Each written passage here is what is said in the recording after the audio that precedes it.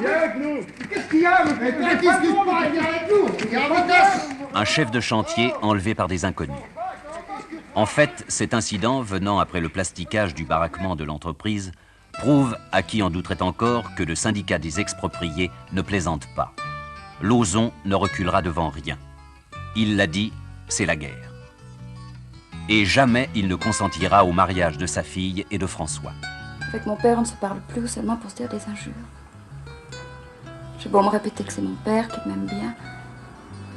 L'avoir tous les jours en face de moi, je le déteste. Non, dis pas ça. Au miroir, la situation s'aggrave. Ah, les hommes se font rares dans le pays, bon Dieu. À Val Thorens, les remontées mécaniques sont en voie d'achèvement. L'importance des moyens mis en œuvre attire naturellement les promoteurs et les techniciens étrangers. Aujourd'hui, Henri reçoit un architecte canadien, ami des parents de Janine. Je vais peut-être vous paraître un peu naïf, mon cher Henri. Vous permettez, je l'appelle Henri. Oui, bien sûr. Mais votre super station, votre ville des neiges, tout ça me fait un peu peur. Oui, vos dizaines de milliers de skieurs vont se bousculer, la montagne sera noire de monde. Ah non, non, absolument pas, non. Tenez, les remontées mécaniques forment un réseau qui répartit les skieurs. Alors, comme le terrain est favorable, il ne se produit jamais ce qu'on appelle des goulots d'étranglement. Non, non, croyez-moi, les amateurs de pistes auront des pistes. Et puis, pour ceux qui aiment la solitude, eh bien, il y aura de quoi aussi. Vous allez voir tout ça.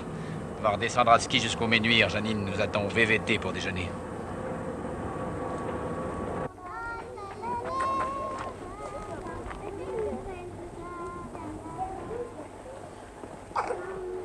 J'ai un rendez-vous pour le déjeuner. Je vous laisse. Vous êtes en Europe pour longtemps? Non, non, pour quelques jours. Voyage d'études. Et vous vous intéressez aux stations de sport d'hiver? Les affaires sont les affaires. Vous savez, Henri, j'ai été très intéressé par tout ce que vous m'avez montré ce matin. Mais les Français, que l'on dit peut-être à tort traditionnalistes, sont pas effrayés par tout ça? Oui et non. Vous avez des gens qui sont immédiatement conquis par ce que nous offrons, le site, le confort, la neige toute l'année. Et puis d'autres préfèrent en effet des stations plus traditionnelles. Et il faut dire qu'elle ne manque pas de charme. Monsieur, on vous demande le téléphone, s'il vous plaît. Excusez-moi.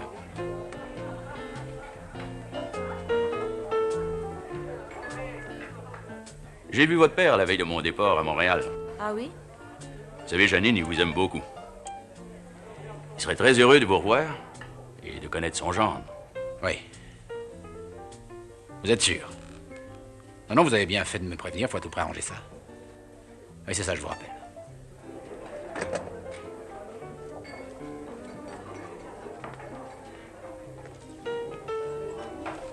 Ça continue. Hier, on a enlevé un chef de travaux et on l'a relâché à 25 km en pleine nuit. Enlever un chef de travaux? Oui, c'est toute une histoire, Janine vous expliquera. Écoutez, je suis désolé, commencer à déjeuner sans moi. Je vais aller voir l'abbé Bonnevie. Au point où nous en sommes, il n'y a que lui pour mettre de l'ordre. Je suis vraiment désolé. Entre.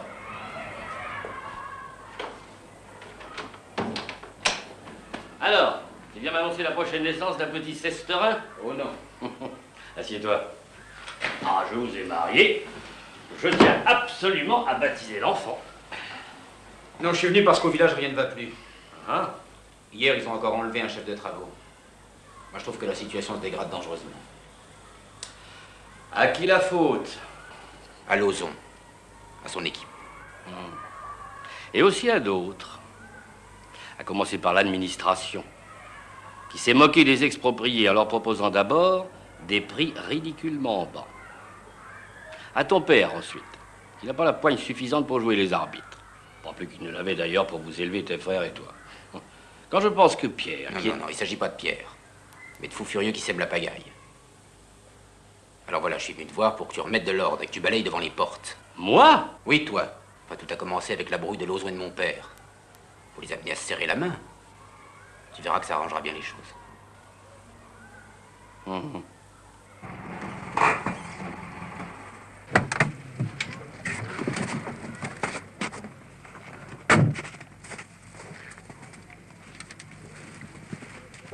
En réalité, les qualités que vous appréciez le plus chez votre mari sont celles de votre père. Vous croyez?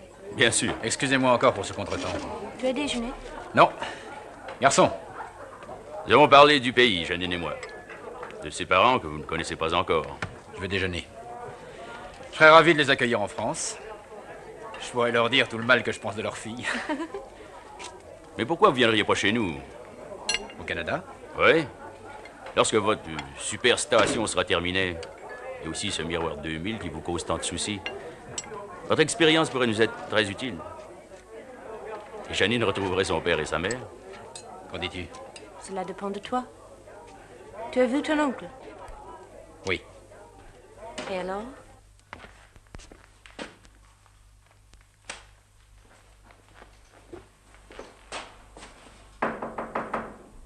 Entrez. Ah, l'abbé. Bonjour, père supérieur. Je voudrais que vous m'accordiez la permission de m'absenter cet après-midi. Oui, le père Goron pourrait faire le cours de latin à ma place. Serait-ce indiscret de vous demander où vous allez? Non, pas du tout. Je vais chez moi, au miroir. Quoi faire? Mettre un peu d'ordre au village. Ou comme dit mon neveu, balayer devant les portes. Eh bien, allez. Merci.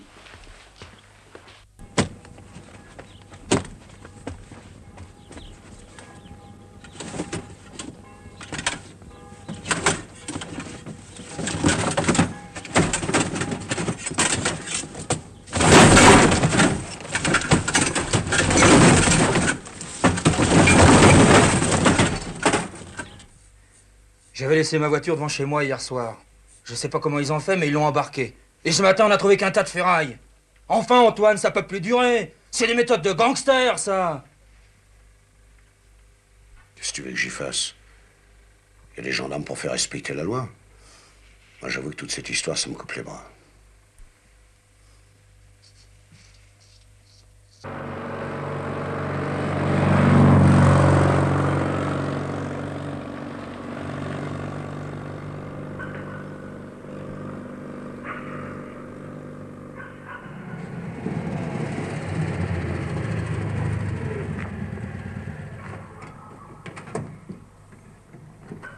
Ah, bonjour. Monsieur Lauzon, s'il vous plaît. Il est pas là? Et madame Lauzon? Elle est là-haut. Bon, merci.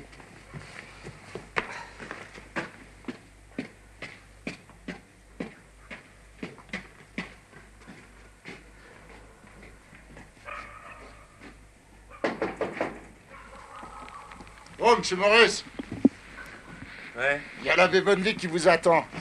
Où ça? Chez vous. Il prend le café avec votre femme. Avec ma femme. Ouais. Je vais lui sucrer son café, moi, monsieur l'abbé.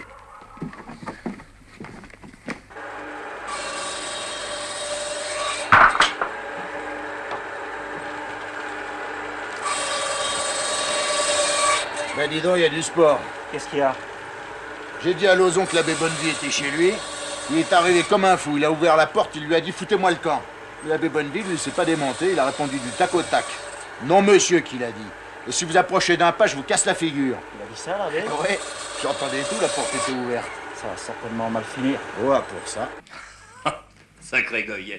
Il en pleurait. Ma bagnole. On m'a volé ma bagnole. On lui aurait pris sa femme, ça n'aurait pas été pire. Surtout que sa bagnole, elle valait pas 4 sous. Ça faisait 2 ou 3 ans qu'il payait que la moitié de la vignette. Ah, je vous assure, l'abbé, depuis qu'on fait la petite guerre avec l'administration et les entrepreneurs, moi j'ai rajeuni de 10 ans. Mais je m'en aperçois. Qu'est-ce que tu veux, toi? Je vous ai entendu rire, alors je suis venue. Je dis qu'on ne me dérange pas. Je m'explique avec l'abbé. Ah bon? Et l'embêtant dans tout ça, c'est les femmes. Eh, qu'est-ce que tu fais? Où vas-tu? Elles comprennent pas. Elles ont toujours peur. Tandis qu'avec les hommes, c'est pas pareil. On s'est retrouvés comme au régiment. Eh oui, des copains. Et Antoine, comment ça peut s'arranger avec lui? Ben ça, c'est compliqué. Je suis pas loin de penser comme vous. J'avais un ami et maintenant... Et maintenant, vous n'avez plus que des complices.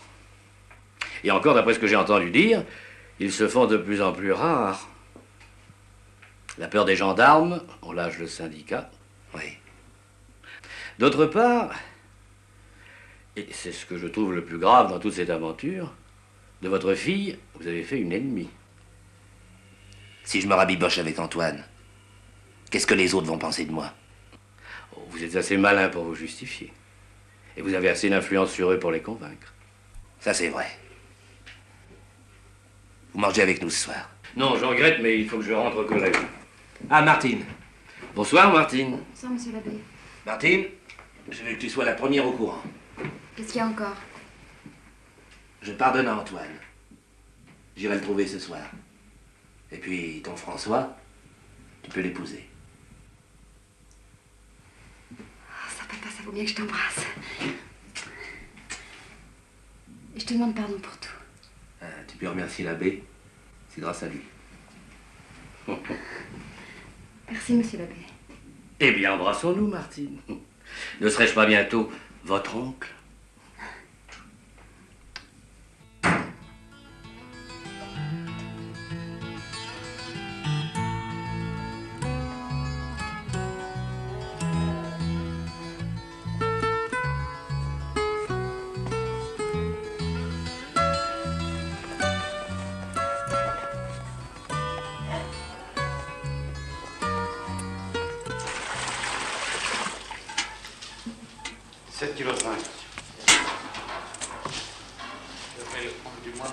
Oui? Je suis passé chez toi, on m'a dit que t'étais ici. Qu'est-ce que tu veux? Je voudrais savoir combien de temps encore tu vas empêcher ma fille d'épouser ton fils. Ah bah tu changes pas, toi. Alors c'est moi qui empêche Martine d'épouser François. Ouais, monsieur. En tout cas, c'est comme ça que je vois les choses, moi. Mon pauvre Lauzon. Je suis pas à plaindre. Oh, si. Écoute, je t'ai posé une question, j'attends une réponse. Quand est-ce qu'on les marie, ces deux-là? Tu crains pas de salir le nom des Lauzon dans le lit des Cestins, de donner Martine au fils d'un bandit de grand chemin, un soi-disant maire qu'on devrait pendre avec son écharpe à la porte de la mairie? C'est-à-dire... tu m'as envoyé ton beau-frère pour me faire des excuses. Alors, t'as fait le premier pas. Je te pardonne tout le reste. Je t'ai envoyé mon beau-frère, moi. Même si tu me l'as pas envoyé, je fais comme si. Et tout rentre dans l'ordre. Tu redeviens mon ami, et je donne ma fille à François. Pas de question, c'est vu, c'est clair? Enlevez ses blés. Sacré Lauzon.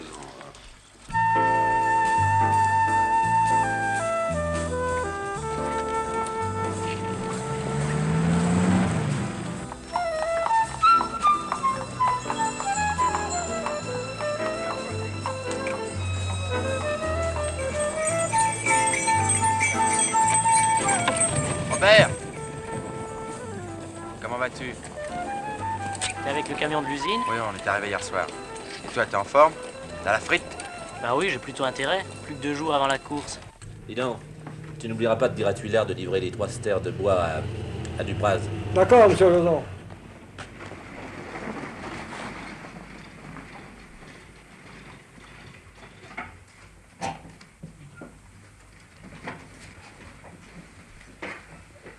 Bonjour, monsieur Lauzon. Salut. On vient pour une perquisition. Monsieur. Suivez-moi.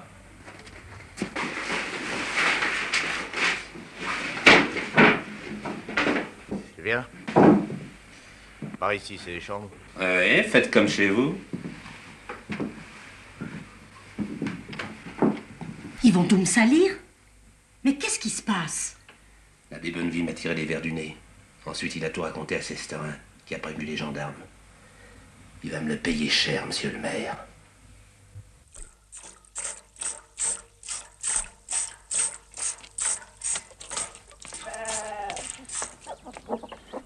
J'ai reçu ce matin la visite des gendarmes.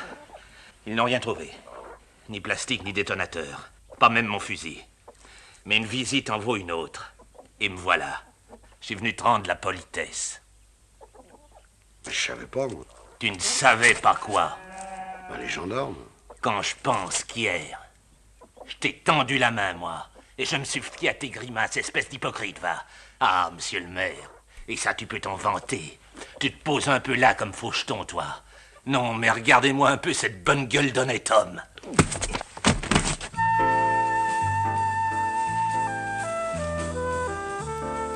Bonjour, tu veux me tirer là-haut, j'ai affaire.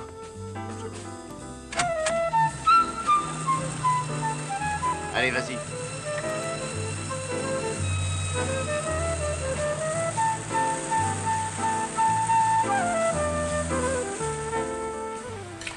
Je me demande bien ce que tu peux te raser. Bah, le matin, avant une course, ça décontracte, puis on se sent mieux. T'as bien dormi au moins? Pas tellement, mais enfin ça ira.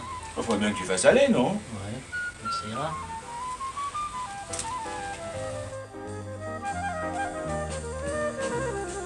Allô, Bozetto, tu m'entends? 5-5, vas-y. Bon, bah ici, la température de l'air, -5. Température de la neige, -3. Mais ça se réchauffe, hein. Je pense moitié orange, moitié rouge. Ce sera bon, hein. Ok, compris. Fais ce que je te dis et te monte pas trop.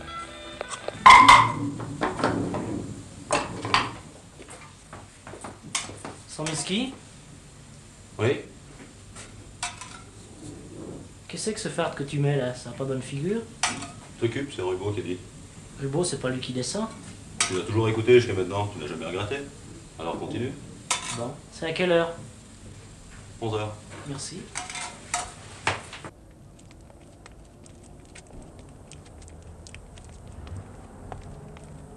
Ouais, ben moi, à ta place, j'irais pas au mariage de Julien. Des gens qui ont mis la clientèle depuis 20 ans, qui ont tout installé ici, tout fait, et qui prennent le taxi d'un autre pour emmener la mariée à l'église. Non, mais dis, ils se foutent de moi. Le taxi, c'est celui de leur cousin. Oui, bah, cousin ou pas cousin, c'est pas correct. Bah, dis donc, bah alors, si on me téléphone pour une course pendant que t'es à l'église, qu'est-ce que je les laisse se servir tout seuls? Non, tu m'envoies chercher. Ah, voilà. Ça va être un beau mariage, hein, le mariage de Julien. Il y a mon patron qui est invité. Il s'est mis sur son 31. Ton patron, il ferait mieux de rester chez lui, il devrait avoir honte. Pourquoi? Bon, enfin, frapper un ami comme Antoine, non, me dit, c'est pas d'un homme, ça. Et il s'en vante en plus, le monsieur. Qu'est-ce que tu bois? Bière. Bière. Faut dire que si l'autre, il l'avait pas dénoncé aux gendarmes, ça serait pas arrivé. Non, Antoine dénoncer quelqu'un aux gendarmes, mais ça va pas dans ta tête, non? Antoine est incapable de dénoncer quiconque. Voilà. Tout le monde est capable de tout, vous savez. Quand j'étais gosse, j'avais un chien. Pendant des années, il a joué avec moi. Il me mangeait dans la main. Et puis un beau jour, il m'a mordu. Eh ben, les hommes, c'est pareil. Et moi, je te dis que les chiens enragés sont de votre côté. Oui, monsieur. Et ton Lauzon me dégoûte. Mais, tout malin qu'il est, ça se retournera contre lui. Tout se paie dans la vie, tu verras. Et je te jure que ce jour-là, il pourra pleurer toutes les larmes de son corps. Moi, je rigolerai. Allô, oui. Et puis, je serai pas le seul à rigoler, il y en aura d'autres. Oui? Ah, c'est toi, Robert. Comment ça va? C'est Robert, il m'appelle de Mégève. Mais non, je râle pas contre ta mère, mais non. J'expliquais à Puillard ce que je pensais de son patron. Bah, alors, comment ça a marché, là, non-stop? Et t'es en forme? Tu sais que les gendarmes ont perquisitionné chez Lauzon? Alors il l'a mal pris, forcément. Et alors? Il a frappé ton père. Le salaud. Je te jure qu'il le regrettera, il va falloir qu'il s'explique. Si tu veux un coup de main, tu me le dis. Non, t'occupe pas de ça pour le moment, allez, viens. Ici Jacques Perrault qui vous parle depuis Megève. Va se dérouler aujourd'hui la première épreuve du Grand Prix de Megève, Coupe Émile Allais, la descente. Descente qui va se dérouler sur la piste Émile Allais, dont je vous rappelle les caractéristiques. Longueur 3320 mètres, dénivellation 842 mètres.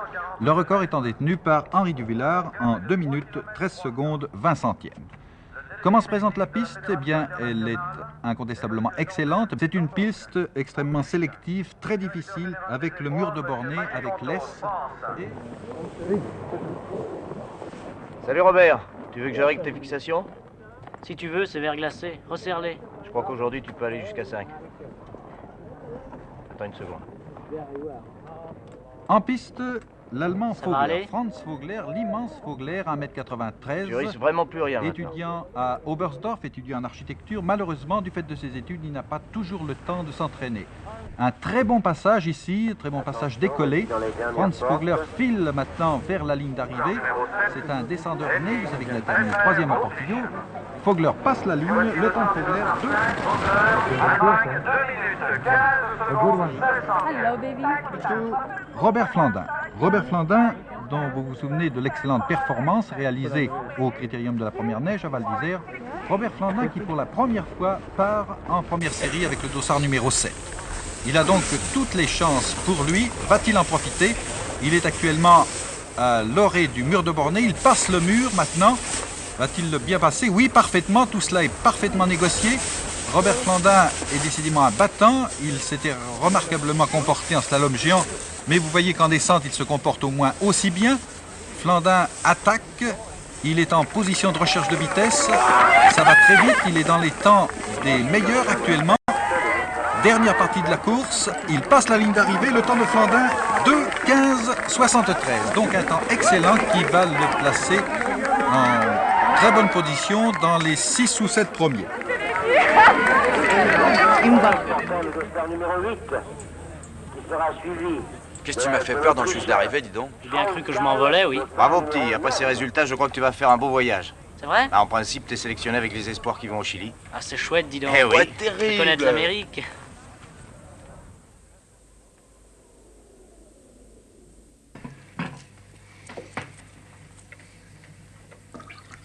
Dis-nous au moins ce qui s'est passé. J'ai pas de compte à vous rendre. Enfin, Lauzon t'a frappé, oui ou non? Bah réponds, papa. Oui, Lauzon m'a frappé. Ça regarde que moi. Tu n'as pas porté plainte? Non. Pourquoi? Parce que j'estime que j'ai pas à le faire, enfin, c'est tout.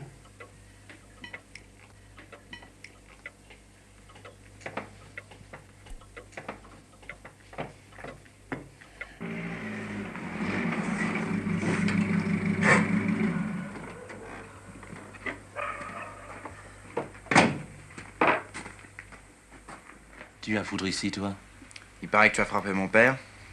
Bah, il me colle les gendarmes aux fesses, moi je me défends. Oh, mais je ne t'en veux pas. Je ne t'en veux pas du tout, Lauzon. La preuve? Je t'emmène faire une petite promenade. Oh, dis donc, tu rigoles? Non, Lauzon, je ne rigole pas. Coup de Pierrot. Allez, va devant, je te suis. Allez.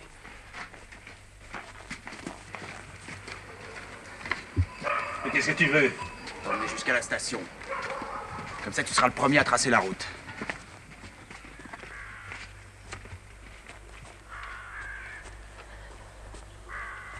C'est une affaire entre ton père et moi. Tu n'as rien à voir là-dedans. Va, je te dis.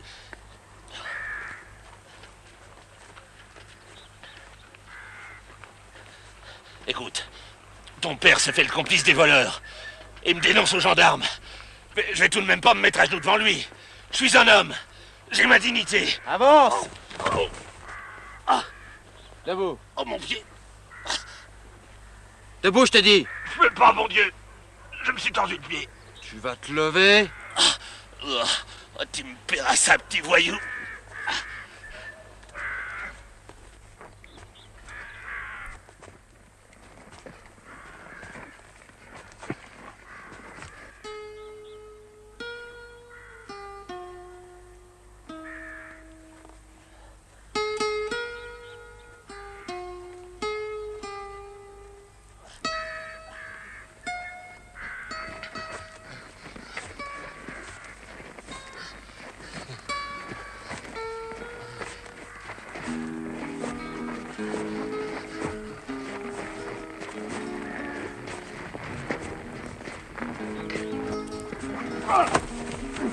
J'en peux plus. J'en peux plus. Bon, je te laisse là. Si jamais tu te vantes à qui que ce soit de ta petite promenade, ou que tu t'attaques à mon père, je te tire comme un bouquetin, Lauzon.